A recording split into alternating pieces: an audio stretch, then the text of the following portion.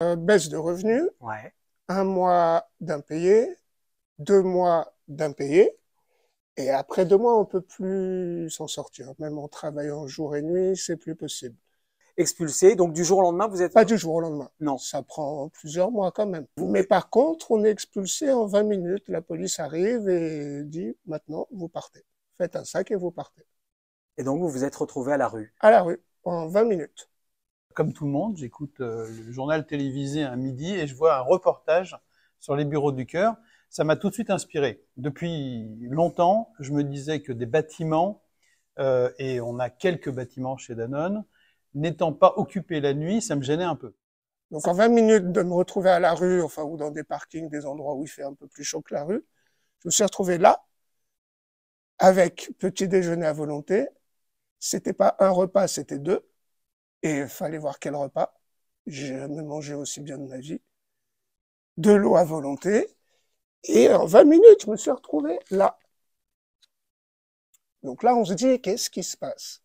Vraiment, qu'est-ce qui se passe? Vous y croyiez pas au Ouais, départ? franchement, ouais. Pas du ouais, je me dis, c'est une blague, c'est un film. L'idée, ça a été de contacter les bureaux du cœur très simplement. Moi, j'ai appelé, j'ai dit que je travaillais chez Danone. J'ai pas été super pris au sérieux au départ parce qu'ils n'étaient pas forcément habitués à ce qu'une grande entreprise les appelle.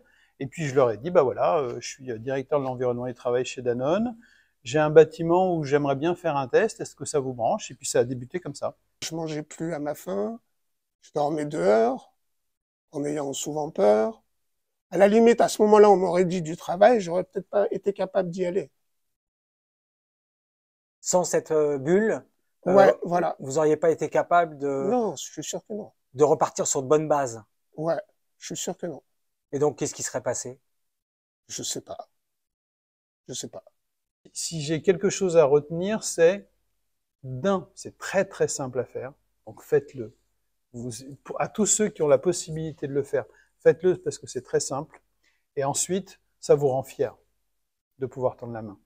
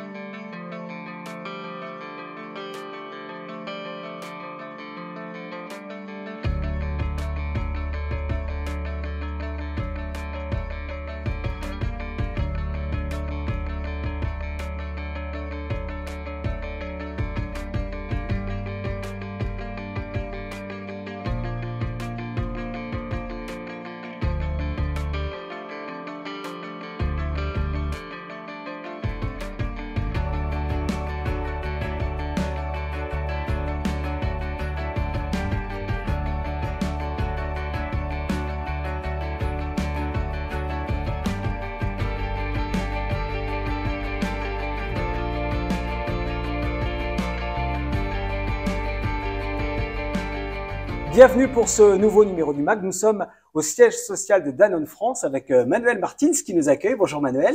Bonjour Miguel. On va revenir sur un beau moment. Nous avons vécu ensemble ce trophée diversité et inclusion que vous avez reçu à la dernière cérémonie de l'IDE. On en parle avec toi Manuel, ici même, car pour ce trophée, on va mettre à l'honneur votre collaboration avec les bureaux du cœur et tout ce que vous avez pu faire en accueillant des personnes qui en avaient besoin.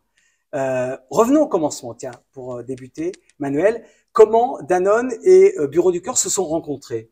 Très simplement. Donc du coup, comme tout le monde, j'écoute le journal télévisé à midi et je vois un reportage sur les bureaux du cœur. Ça m'a tout de suite inspiré. Depuis longtemps, je me disais que des bâtiments, et on a quelques bâtiments chez Danone, n'étant pas occupés la nuit, ça me gênait un peu. Il y a des tas de gens qui dorment le soir dans des endroits pas adaptés. On a des bâtiments qui sont très confortables, chauffés, alors même si on diminue un peu la température, donc peut-être qu'on peut faire mieux. Et donc là, l'idée, ça a été de contacter les bureaux du cœur très simplement. Moi, j'ai appelé, j'ai dit que je travaillais chez Danone. J'ai pas été super pris au sérieux au départ parce qu'ils n'étaient pas forcément habitués à ce qu'une grande entreprise les appelle. Et puis je leur ai dit, bah voilà, je suis directeur de l'environnement et du travail chez Danone. J'ai un bâtiment où j'aimerais bien faire un test. Est-ce que ça vous branche? Et puis ça a débuté comme ça. C'était fin 2023, c'est toi qui les as contactés. Alors, c'était avant, c'était plutôt mi-2023. D'accord.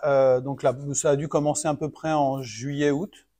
Et donc, en septembre, j'ai commencé à m'intéresser un peu plus à ce que ça voulait dire. Qu'est-ce que ça veut dire en termes d'assurance? Qu'est-ce que ça veut dire en termes de sécurité? Il faut se poser toutes les questions. Et ça veut dire quoi, alors, justement? Alors, ça veut dire que du coup, il faut se renseigner sur quel niveau d'assurance qu'on a. Et honnêtement, alors je vais le dire très simplement. Ouais. C'est très facile à faire. Très facile. La première chose à faire, c'est de trouver un sponsor dans l'entreprise. Donc moi, j'ai été voir le directeur général, je lui ai dit, voilà, ça ressemble aux valeurs Danone, faut qu'on le fasse. Est-ce qu'on est partant? Bien sûr, j'ai eu un oui tout de suite. Ensuite, j'ai été voir le directeur de l'assurance. Je lui ai dit, bah, épluchons l'assurance, regardons ce qu'on a comme assurance, est-ce qu'on peut le faire? Tout de suite, on m'a répondu, mais bien sûr, c'est possible. J'ai même eu plutôt quelqu'un qui m'a dit, bah, moi, je vais t'aider. Je vais non seulement te donner tous les documents qui prouvent qu'on peut le faire, mais en plus, s'il y a d'autres entreprises qui ont envie de le faire, bah, tu me mets en contact avec les autres directeurs d'assurance. Et l'endroit, vous l'aviez déjà choisi? Vous saviez où ça allait se faire? Alors ça, c'était l'autre étape. Donc, j'ai réuni mon équipe. Et donc, la première fois, je leur ai parlé de ce projet. Bon, ils me connaissent un peu, hein, donc ils savent que ce genre de projet, ça peut très vite faire tilt chez moi. Ouais. Et donc, je leur ai présenté. Alors, au départ, j'ai bien sûr plutôt un contact très positif. Et donc, du coup, je les laisse travailler dessus. Et donc, quelques jours après, Ouais. bon, bah, du coup, on a choisi un canapé un peu plus sympa parce que, bon, là, on en avait un, mais il n'était pas super confortable. Donc, est-ce qu'on a un peu de budget pour acheter un plus beau canapé? Enfin, voilà. Donc, tout ça pour dire, Ouais. ils l'ont fait comme si c'était pour eux. Et ils l'ont super bien fait. Aménager Donc, un endroit. Un très beau coin. Voilà. Un très beau coin pour pouvoir dormir, pour pouvoir manger, pour pouvoir se doucher. Donc, c'est pas si compliqué que ça. Dans toutes les entreprises, on a des douches, une cafétéria, un endroit où dormir. Et si on n'a pas un endroit où dormir, on peut s'acheter un lit ou trouver un canapé-lit qu'on peut mettre à un emplacement. Donc, c'est ce qu'on a fait. Ça n'a pas mis très longtemps. Je les ai laissés travailler. Ils ont travaillé sur quelle est la zone, quel badge on allait lui donner, comment il allait pouvoir se débrouiller, tout ça. Bon, après, il fallait que je passe devant le CSE, bien sûr. Donc, embarquer les élus. Et c'est là que j'ai eu les premières questions, les premières craintes. Alors, en fait, l'une des petites leçons que j'ai eues, c'est qu'il faut être attentif à la façon dont on présente les choses. Si on dit un sans-abri, dans l'inconscient collectif, un sans-abri, c'est quelqu'un qui a des addictions. Et donc, il a fallu que j'adapte mon langage parce que dans leur esprit, c'était quelqu'un qui avait soit une addiction à l'alcool, soit une addiction à la drogue. Donc, source de problème. Donc, source de problème. Et donc, c'est pas du tout le profil des personnes qu'on a. Le profil des personnes qu'on a, c'est des personnes qui ont demandé de l'aide à une association. Les bureaux du cœur sont en lien avec des tas d'associations, chacune spécialisée en fonction de tel ou tel domaine. Et donc, elles aident ces personnes à retrouver un logement, à retrouver un emploi, à retrouver une vie finalement normale qu'elles ont eue à un moment. À se réinsérer. À se réinsérer. Et donc, c'est naturellement que j'ai présenté les choses comme cela. Mais c'était intéressant d'avoir les peurs, les craintes de certaines personnes. Et j'ai eu des questions du type, moi j'arrive tôt le matin, 7h30. À 7h30, il n'y a pas grand monde dans le bâtiment. L'invité sera là. Est-ce que du coup, qu'est-ce qui va se passer? Est-ce que ça va craindre? Exactement. Et du coup, il faut un peu de pédagogie pour expliquer que la personne, elle n'est pas là pour voler un ordinateur. Elle n'est pas là pour être agressive. Elle est là parce qu'elle a besoin d'un endroit où dormir. Mais c'est intéressant de répondre aux craintes, aux peurs. Il faut laisser s'exprimer les peurs. En fait, les choses se sont passées très naturellement à partir du moment où la première invitée est arrivée. Donc, notre première invitée était réfugiée politique. Elle avait eu une expérience plutôt douloureuse dans le pays où elle était, et elle avait peur des hommes parce qu'elle avait eu une expérience physique difficile. Elle a 26 ans, elle arrive, elle parle que anglais, et imaginez quelqu'un qui arrive d'un pays étranger, qui dort, qui est en difficulté pour dormir depuis quelques jours sur Paris, et qui arrive dans le hall d'un bâtiment comme celui de Danone, donc un bâtiment d'une grande entreprise française, et se dit, qu'est-ce que j'ai le droit de faire dans ce bâtiment ou pas? Donc elle était très à l'écoute, mais on voyait la crainte dans ses yeux, elle ne savait pas comment se comporter, elle ne comprenait pas ce qui lui arrivait. Et donc il a fallu un petit peu de temps pour qu'elle accepte de fermer les yeux et de dormir la nuit. Ce qui était intéressant, c'était la réaction des salariés de Danone en la croisant. Parce que du coup, ils se sont dit, non mais c'est pas du tout le profil de la personne que j'avais imaginé. J'avais imaginé plutôt un homme, plutôt quelqu'un qui était abîmé par la vie, ou plutôt quelqu'un, peu importe ce qu'ils avaient imaginé. On combat les clichés, quoi. Exactement. Ouais. Et donc là, premier invité, les peurs s'arrêtent. Donc, il faut mettre en pratique et il faut se dire que finalement, les choses vont se passer naturellement. Il y a eu combien d'invités? J'aime bien d'ailleurs ce mot invité que tu emploies pour parler de ces personnes qui viennent trouver un toit, se mettre au chaud pour dormir. C'est pas un choix anodin. Non, c'est un mot choisi parce que c'est vraiment le terme. Il est invité chez nous et donc on est très content de les recevoir. On en est à notre 4e invité aujourd'hui. À chaque fois des histoires qui nous touchent beaucoup parce que, en fait, à chaque fois on donne un petit peu de ce qu'on est aussi. Et on respecte, ça c'est important, c'est une notion importante que j'ai mis un peu de temps à comprendre, on respecte le besoin de chacun des invités. L'une de mes erreurs, c'était de me dire, on va créer du lien très vite, tout le monde a envie d'aider, donc on va faire un CV, on va l'aider à trouver du boulot. Alors ce qui s'est passé naturellement, c'est que les prestataires qui travaillent dans le bâtiment ont voulu aider. Donc la société de propreté fait le pressing, la société de restauration offre un repas. La société Intel va faire autre chose. Donc on a très vite une solidarité naturelle qui s'est engagée. Ça coûte 0, ils sont contents de le faire, c'est facile. Ensuite, l'autre constat qui est intéressant, c'est l'invité n'a pas forcément envie de nouer du contact avec l'occupant, parce qu'il est à un moment de sa vie où c'est difficile, parce qu'il est dans un moment de sa vie où c'est pas facile pour lui de créer du contact. Donc, par exemple, en ce moment, on a un invité qui part tôt le matin, qui revient tard le soir. Il veut pas voir les gens. Il l'a pas exprimé comme ça. Mais son comportement montre qu'il n'est pas prêt aujourd'hui à avoir des entretiens réguliers. On a eu par le passé tout le contraire. Alige, qui lui était très prolixe, qui a créé du lien. Je vous présenterai peut-être Frédéric tout à l'heure. Et il m'a raconté une histoire que j'ai trouvée géniale. C'est Frédéric qui a pris sa voiture personnelle pour déménager à Alige pour l'amener dans le nouvel appartement qu'il avait eu. Frédéric qui travaille chez Danone. Exactement. Il nous rejoindra dans quelques instants. Il reste combien de temps les invités? Alors, c'est des cycles de 3 mois. Donc, la première fois, on signe pour 3 mois. Très bien. Avec l'ambition qu'au bout de 3 mois, il ait son appartement. S'il n'a pas son appartement, s'il n'a pas retrouvé une vie sociale, encore une fois, normale, eh bien, il repart pour 3 mois supplémentaires. Nous, notre ambition, c'est de le garder aussi longtemps qu'il aura besoin d'un toit. Est-ce que votre ambition, c'est aussi d'élargir le dispositif? Là, on est au siège social, ça se passe ici. Est-ce que la suite, c'est un développement de ce partenariat? Oui, on a un 2e bâtiment qui va ouvrir bientôt, qui est à Gif-sur-Yvette. On a un 3e bâtiment qui va ouvrir en septembre, qui est le nouveau siège Monde, qui sera à Lafayette. Et donc, à chaque fois, vous prévoirez un endroit, un espace dédié à ces personnes qui viendront dormir. Exactement. C'est bien, c'est une belle réussite. Est-ce que l'enseignement principal que vous retirez, ou que les collaborateurs justement qui ont pris leur marque vis-à-vis de ces invités, c'est quoi les enseignements de tout ça maintenant? Alors moi, j'ai entendu une phrase qui m'a beaucoup touché lors d'un CSE. C'est un des élus qui a dit on entend beaucoup de choses, beaucoup de projets. Eh bien, c'est l'un des projets qui nous rend les plus fiers. Nous, salariés de Danone. Donc j'ai trouvé ça très fort et c'est un peu ce que je ressens. Je trouve que notre ADN d'ouverture, d'aide, d'inclusion, de faire en sorte que on puisse tendre la main, c'est complètement l'ADN de Danone. Donc si j'ai quelque chose à retenir, c'est c'est très très simple à faire. Donc faites-le. À tous ceux qui ont la possibilité de le faire, faites-le parce que c'est très simple. Et ensuite, ça vous rend fier de pouvoir tendre la main. Merci. Merci. On se tend la main et on va accueillir. Tiens, c'est du live. Venez, il y a Moussa qui est là, Moussa Diawara qui est Hospitality Officer. Exactement. En français dans le texte.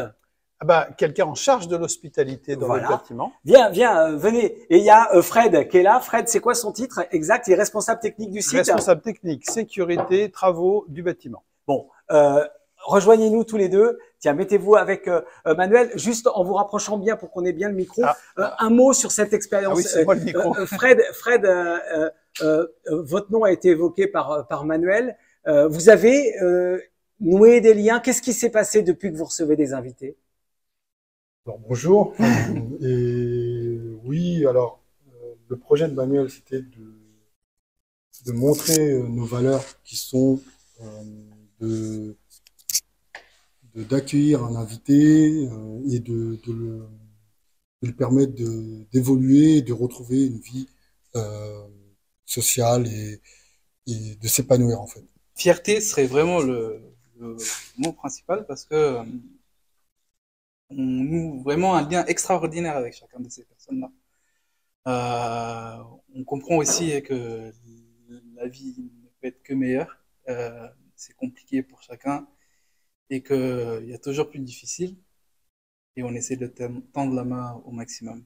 Et voilà, bon, à travers de ce partenariat, on a noué des liens extraordinaires, que ce soit avec Mathias, Ali, Ali est venu nous rendre visite aujourd'hui.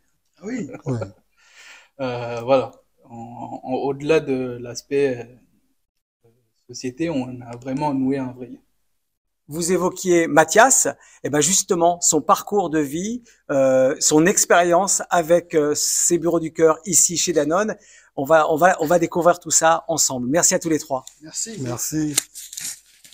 Alors nous sommes avec Mathias qui a pu bénéficier du dispositif. Bonjour. Bonjour. Merci de nous accorder quelques minutes. On est dans l'espace dans lequel vous avez été pendant combien de temps? Pendant 1 mois et demi, quelque chose comme ça. Avant de parler de ce que vous avez vécu ici, peut-être revenir à votre histoire, à vous. Comment se fait-il que vous soyez retrouvé dans cette situation de ne plus avoir de toit? Alors, du coup, moi, c'est avec un premier loyer impayé. Enfin, je travaillais en intérim, une grosse baisse d'activité. Faisiez quoi? En intérim? Ouais. Je travaillais dans des usines. Je prenais tout ce qu'on me donnait, en fait, en intérim. Mais l'intérim a beaucoup changé. On avait des missions qui pouvaient durer des mois et des mois. Et puis après, elles duraient beaucoup moins longtemps. Donc, baisse de revenus. Ouais. 1 mois d'impayé, 2 mois d'impayé, et après 2 mois, on peut plus s'en sortir. Même en travaillant jour et nuit, c'est plus possible. Surtout que, en plus, j'étais au chômage. Le chômage, quand vous travaillez à côté, ils vous prennent ce que vous gagnez. Donc ça devient vraiment quasiment impossible. Et puis, du coup, un jour, donc, je passe au tribunal. Et je dis que je travaille toujours en intérim. La présidente me répond évidemment, mais du coup, votre situation ne changera pas. Puisque si ça n'allait pas avoir en intérim, Ouais. pourquoi ça irait mieux après? Et donc vous avez été délogé, Expulsé, expulsé. ouais. Je cherchais le mot, vous avez raison. Expulsé. Donc du jour au lendemain, vous êtes Pas du jour au lendemain. Non. Ça prend plusieurs mois quand même. Très bien. Et vous? Mais par contre, on est expulsé en 20 minutes. La police arrive et dit maintenant, vous partez. Faites un sac et vous partez. Et donc vous vous êtes retrouvé à la rue. À la rue, en 20 minutes.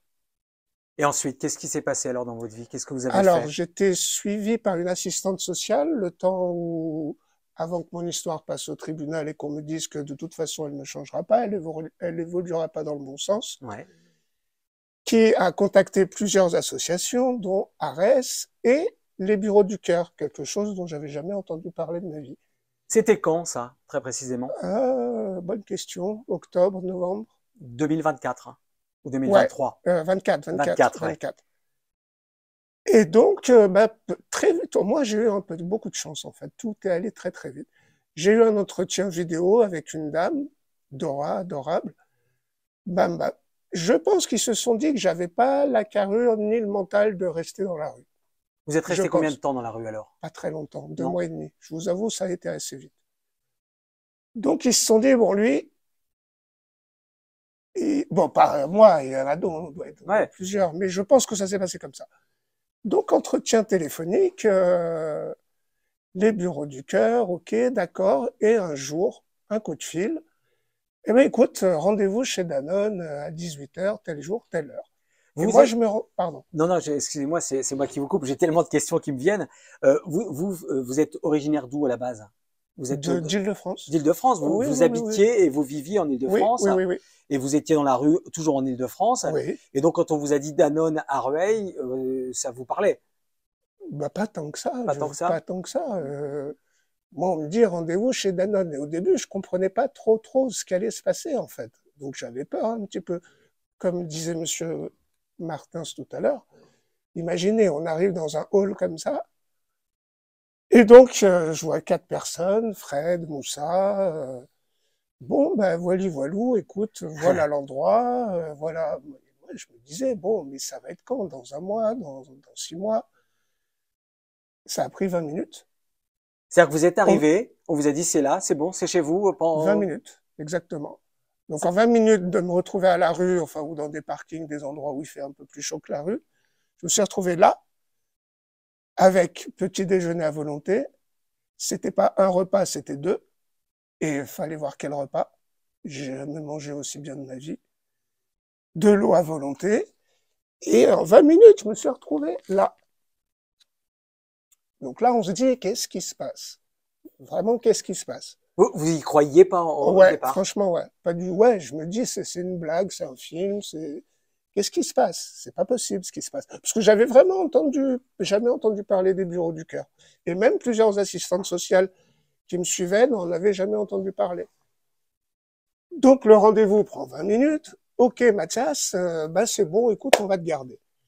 D'accord? Et vous pensez que je peux venir quand? Bah tout de suite. Tout de suite. Donc tout d'un coup, je vais pouvoir charger mon téléphone portable. Je vais pouvoir prendre une douche. Je vais pouvoir manger 3 fois par jour à volonté. Et puis voilà, quoi. On se dit, c'est incroyable. Vous reconstruire. Me reconstruire, exactement. Et ça a fait plus que ça, beaucoup plus, en fait. Il y a eu un truc qui était super marrant. C'est que le matin, je prenais mes cafés à la cafétéria.